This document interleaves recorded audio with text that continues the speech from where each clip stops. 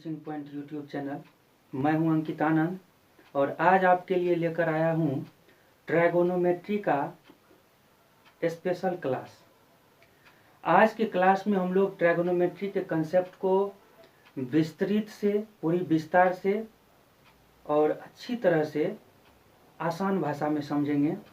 तो चलिए अब हम लोग वीडियो शुरू करते हैं। ट्रायगोनोमेट्री आज हम लोग जो पढ़ने जा रहे हैं ट्रायगोनोमेट्री, इसमें जो शब्द है ट्रायगोनोमेट्री, ट्रायगोनोमेट्री 3 शब्दों से मिलकर बने हुए हैं। इसमें 3 शब्द हैं, देखते हैं कौन कौन से शब्द हैं।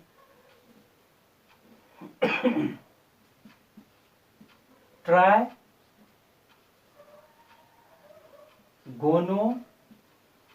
और मेट्री। जरा ध्यान दीजिएगा, इसमें जो 3 शब्द है ट्रायगोनो और मेट्री। ट्राय का मतलब तो 3 हुआ, जिसको हिंदी में हम लोग 3 बोलते हैं। और गोनो, गोनियो शब्द से निकला है, जो एक ग्रीक वर्ड है गोनियो, इस शब्द से निकला है, जिसका अर्थ होता है एंगल। और तीसरा मेट्री, जो कि मेट्रॉन शब्द से निकला है। मेट्रॉन, मेट्री मेट्रॉन से निकला है, जिसका अर्थ होता है मेजरमेंट, जिसको हिंदी में मापन बोलते हैं और एंगल को कोण बोलते हैं।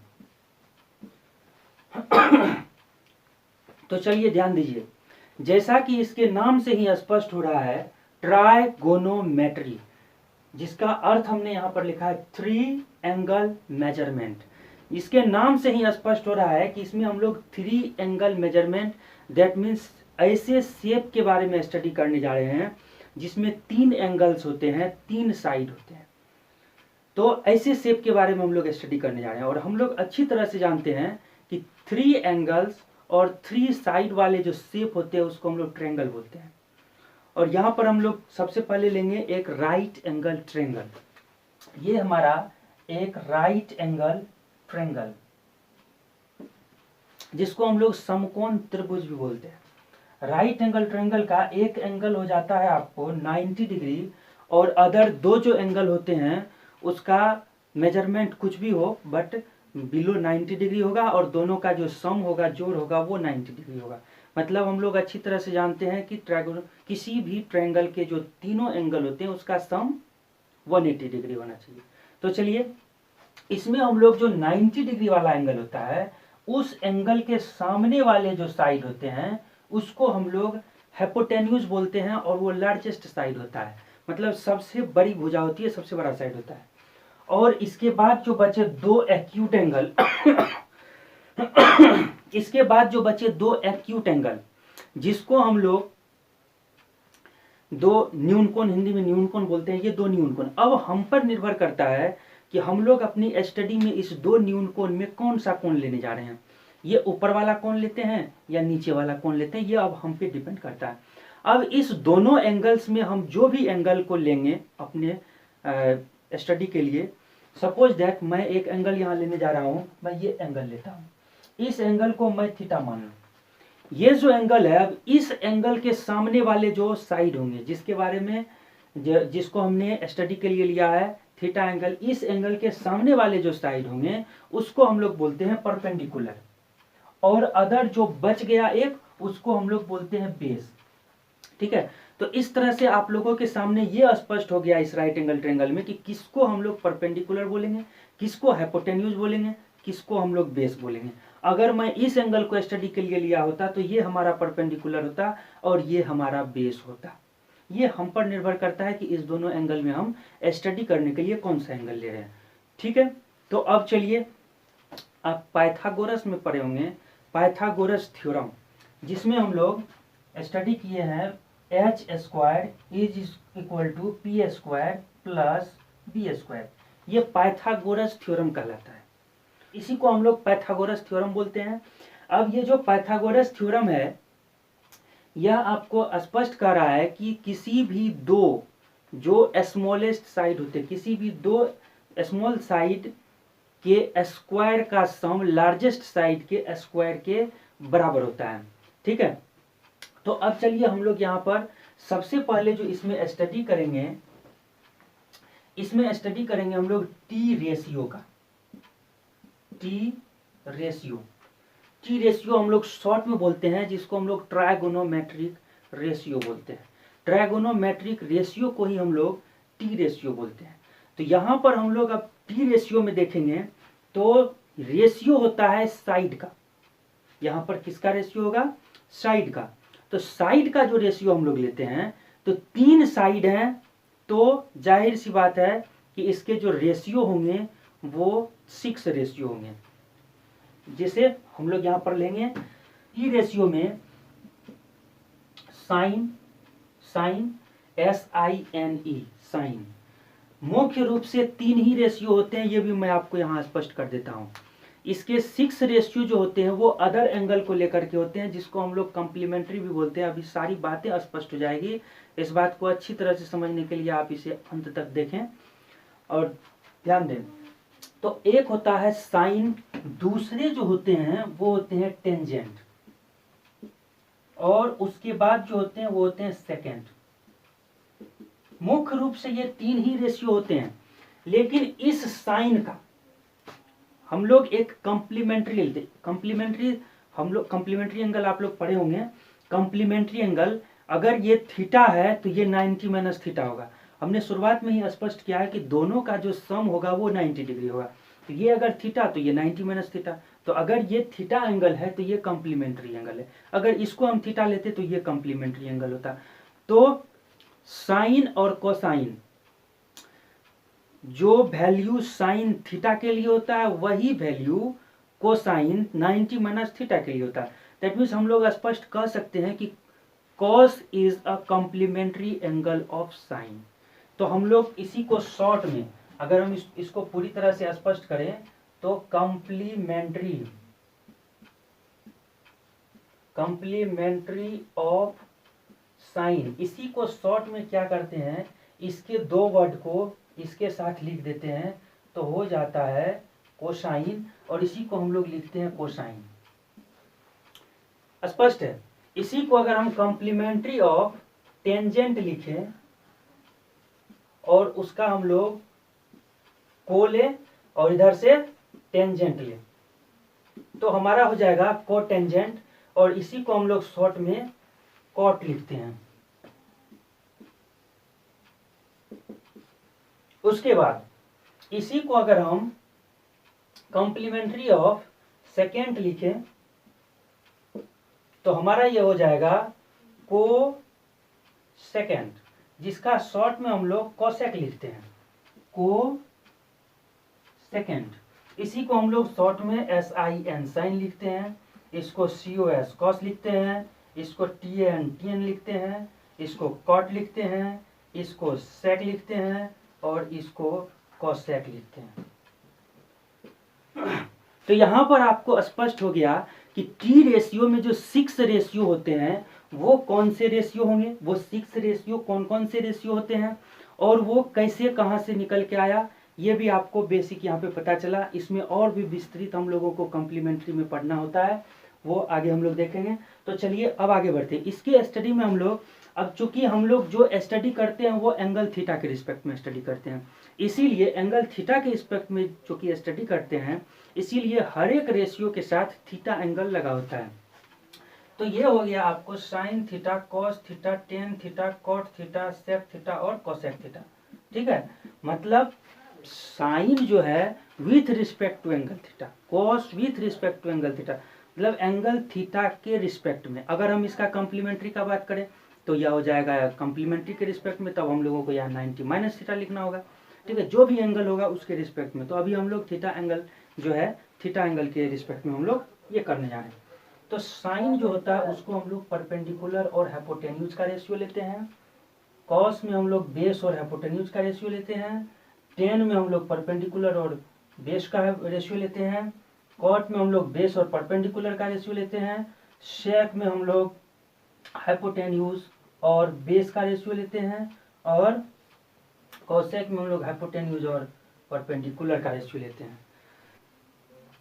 इस तरह से अगर हम इसको डिफाइन करना चाहें तो हम लोग ऐसा कह सकते हैं कि ratio of perpendicular and hypotenuse with respect to angle theta is called sine. Ratio of base and hypotenuse with respect to angle theta is called cos. Ratio of perpendicular and base with respect to angle theta is called tan. Ratio of base and perpendicular with respect to angle theta is called cot. Ratio of hypotenuse and base with respect to angle theta is called sec. Ratio of hypotenuse and perpendicular with respect to angle theta is called cosec. तो इस तरह से हम लोग इसको define कर सकते हैं, ठीक है। तो ये आपको 6 बेसिक रेशियो मिले। अब इस रेशियो के बीच का रिलेशन हम लोगों को जानना है कि इस रेशियो के बीच कौन से रिलेशन होते हैं। तो यहाँ पर हम लोगों को स्पष्ट दिख रहा है, यहाँ पर हम लोगों को स्पष्ट दिख रहा है कि जो इसके जो रिलेशंस हैं, यहाँ पर आप देख रहे हैं साइन जो है वो p/h है, तो आप यहाँ देखेंगे कि कॉसेक जो है वो h/p है।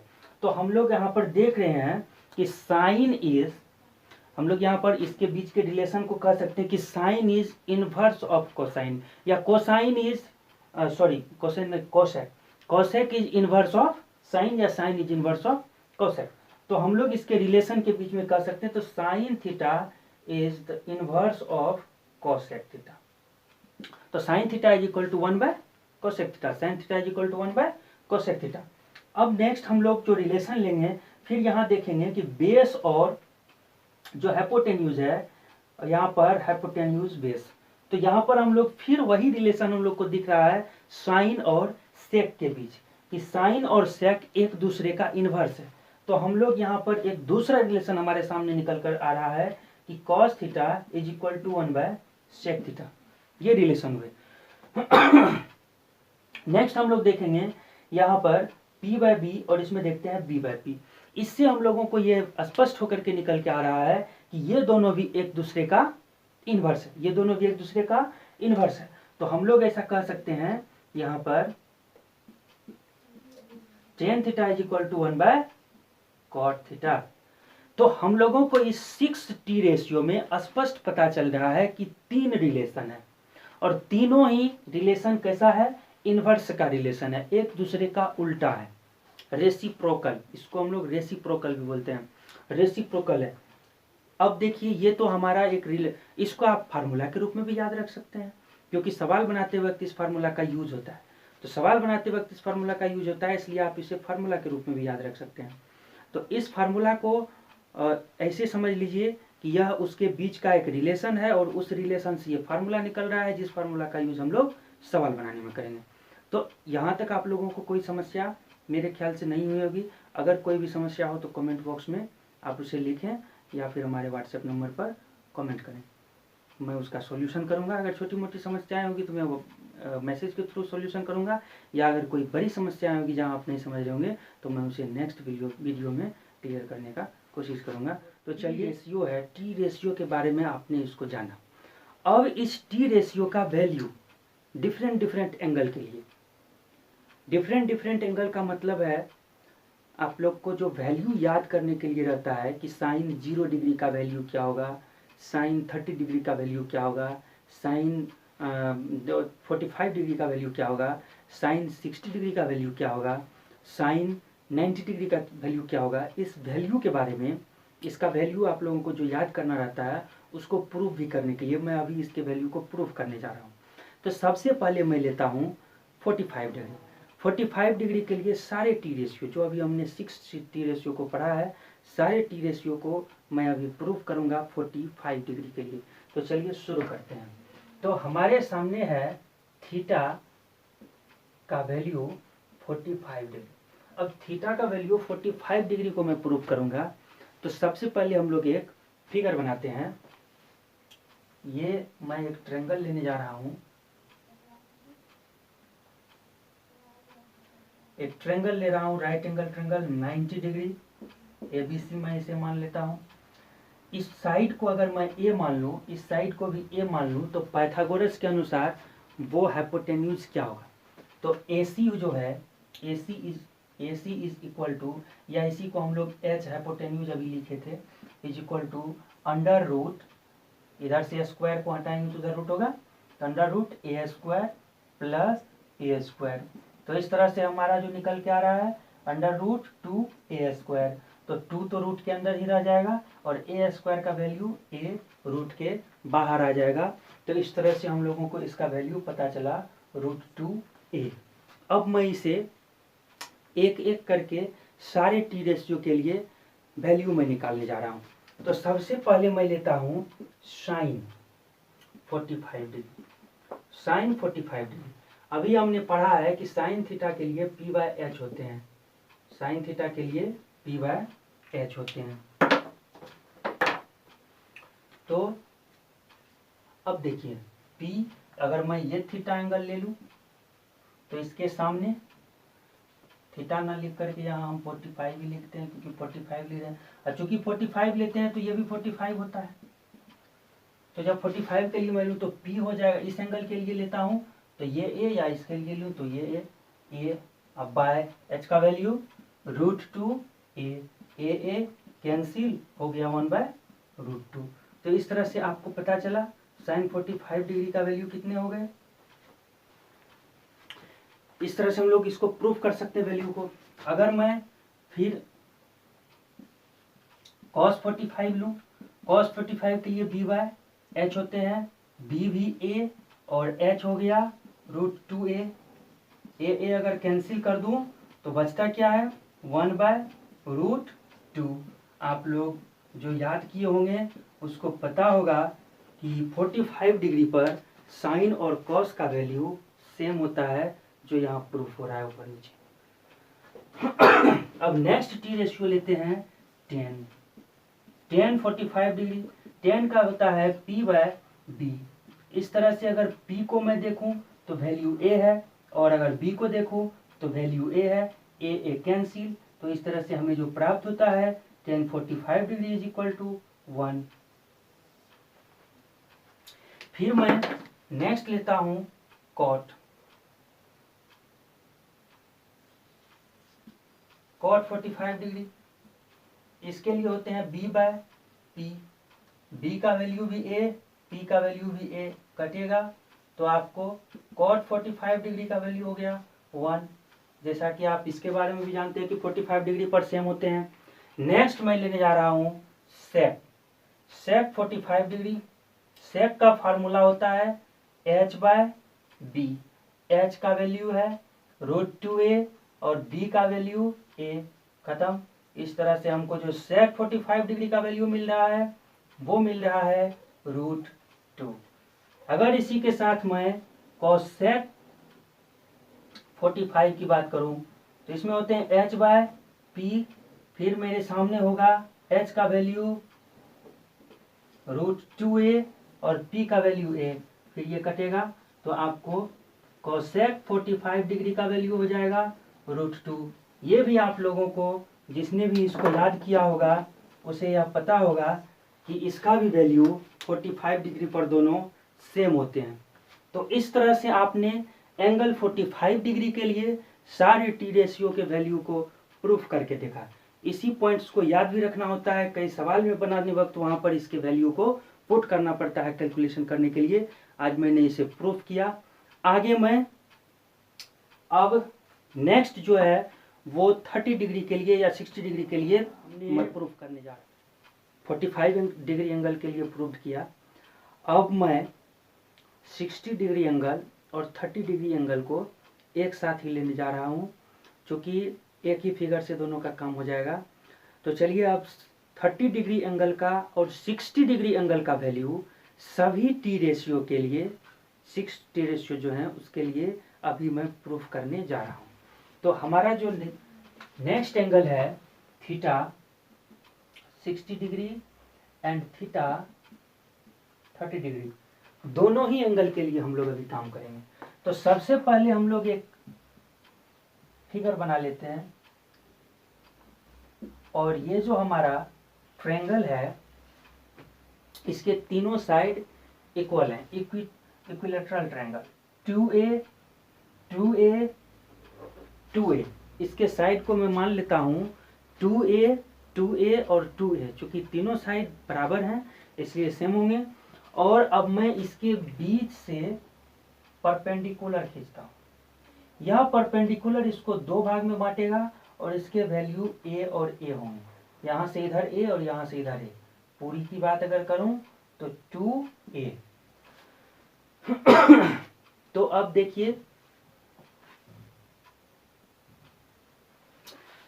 अब अगर हम लोग यहाँ पर देखें, क्योंकि तीनों साइड इक्वल थे तो इसके एंगल भी इक्वल होंगे, 60 डिग्री 60 डिग्री और ये भी 60 डिग्री, जो इस परपेंडिकुलर खींचने के बाद अब 30 डिग्री और 30 डिग्री का हो गया है, और ये एंगल 90 डिग्री। ठीक है, ए बी सी, मैं इसको डी मान लेता हूं। यहां पर हमारा जो परपेंडिकुलर है वो है ए डी, तो ए डी का पहले हम लोग वैल्यू निकालें। तो ए डी अगर परपेंडिकुलर का मैं वैल्यू निकालूंगा तो हमारा जो वैल्यू होगा वो under root 2a square plus A square. तो इस तरह से 2a स्क्वायर तो 4a square plus A square, sorry minus, इसमें माइनस होते हैं माइनस, तो हो जाएंगे 3a स्क्वायर।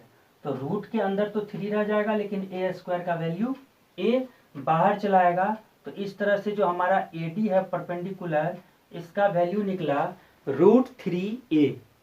अब हम लोग दोनों ही एंगल के लिए सारे टी रेशियो का वैल्यू निकाल करके देखेंगे। तो चलिए शुरू करते हैं। सबसे पहले साइन 60 डिग्री, 60 डिग्री ये है, इसीलिए इसका परपेंडिकुलर ये होगा और हाइपोटेन्यूज तो फिक्स है। तो हो जाएंगे, इसका वैल्यू मैं यहाँ पर लिख देता हूँ सुविधा के लिए, √3a। तो वैल्यू हो जाएंगे √3a बाय 2a, ए कैंसिल, √3/2, साइन 60 डिग्री का वैल्यू निकला √3/2। नेक्स्ट में आता हूँ cos 60 डिग्री। cos 60 डिग्री के लिए जो होते हैं वो होते हैं, cos का वैल्यू b/h, तो b है a और h होगा 2a, b ये होगा चूंकि ये एंगल ले रहे हैं, ए कैंसिल, तो हो जाएगा आपको cos 60 डिग्री इक्वल टू 1/2। देखिए यहाँ पर प्रूफ के साथ साथ आपको ये जो वैल्यू मिल रहा है, जो निकल के सामने आ रहा है, इसको याद रखना जरूरी है क्वेश्चन को सॉल्व करने के लिए। तो नेक्स्ट आते हैं tan थीटा। तो tan 60 डिग्री होते हैं, इसका जो फार्मूला होता है p/b।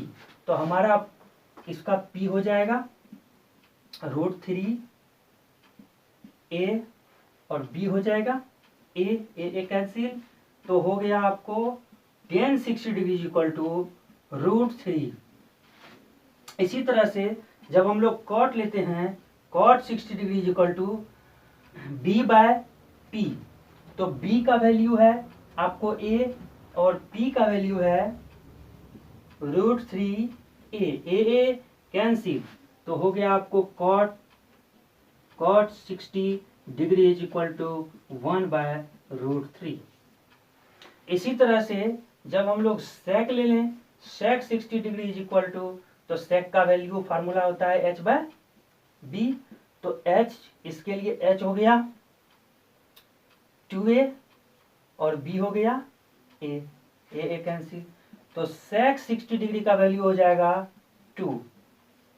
इसी तरह से जब cosec पर आए, cosec 60 डिग्री h/p, तो 2a/√3a कैंसिल, तो cosec 60 डिग्री इक्वल टू 2/√3।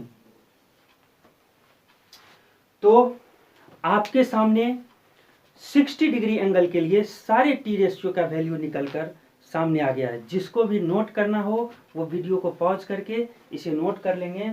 और अब मैं यहाँ पर 30 डिग्री एंगल के लिए बनाने जा रहा हूँ, सारे वैल्यूज निकालने जा रहा हूँ। इसी फिगर से काम चल जाएगा, मैं सिर्फ इसे इरेज करूंगा।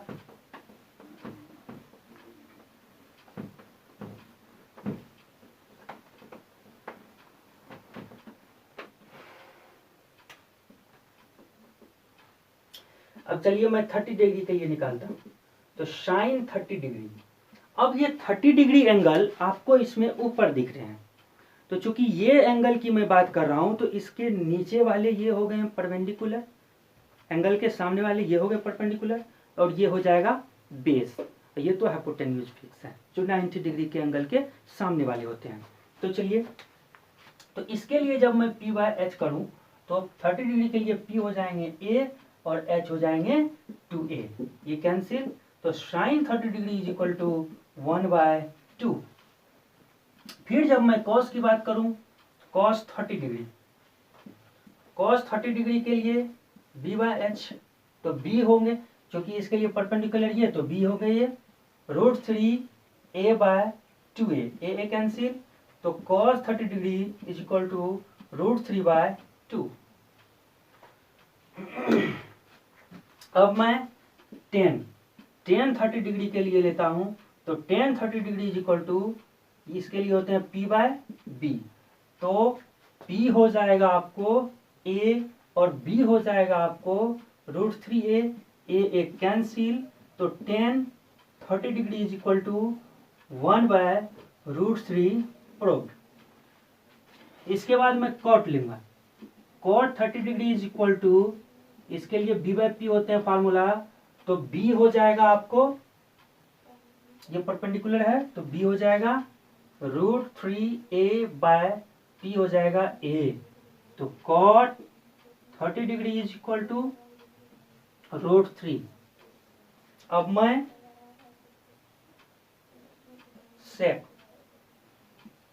सेक का फॉर्मूला होता है H/B, तो H है आपको 2A और B है आपको √3A, तो इस तरह से sec 30 degree is equal to 2/√3।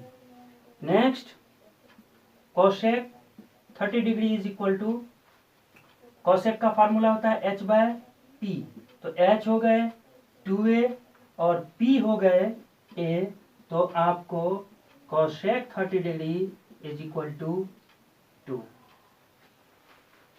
तो इस तरह से आपके सामने 30 डिग्री एंगल के लिए भी सारे टी रेशियो के वैल्यू निकल कर सामने है। आप लोग इसको नोट कर लें, याद कर लें, और क्वेश्चन को बनाने में इसका ज़रूरत पड़ेगा, इसलिए इसको हमेशा ध्यान में रखें।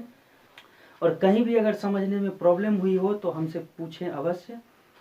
और इसके बाद बच गए इसमें 0 डिग्री और 90 डिग्री। 0 डिग्री और 90 डिग्री की चर्चा मैं अलग से करूंगा, नेक्स्ट क्लास में करूंगा, क्योंकि 0 डिग्री और 90 डिग्री का एंगल बनना पॉसिबल नहीं होता है। तो वहाँ पर अगर डायरेक्ट बताया जाए तो काफ़ी समस्याएं क्रिएट हो सकती है, उसमें 10-2 को समझाते हुए बताना पड़ेगा, हल्की सी चर्चा करते हुए जाना पड़ेगा, और इस वीडियो में करने से वीडियो काफ़ी लंबा हो जाएगा। इसीलिए मैं वो नेक्स्ट क्लास में आपको 0 डिग्री 90 डिग्री को समझाऊंगा। फिर आइडेंटिटीज़ बचे हुए हैं, आइडेंटिटीज़ को करना है, कॉम्प्लीमेंट्री एंगल को करना है, इतनी चीज़ नेक्स्ट वीडियो में होगी। 3 चीज़ें, कॉम्प्लीमेंट्री एंगल, 0 डिग्री और 90 डिग्री का प्रूफ और आइडेंटिटीज़, ये 3 चीज़ें नेक्स्ट वीडियो में होगी, और उसके अलावा जो भी है वो आगे होगा। तो ध्यान रखिए, समझिए, और जहाँ कहीं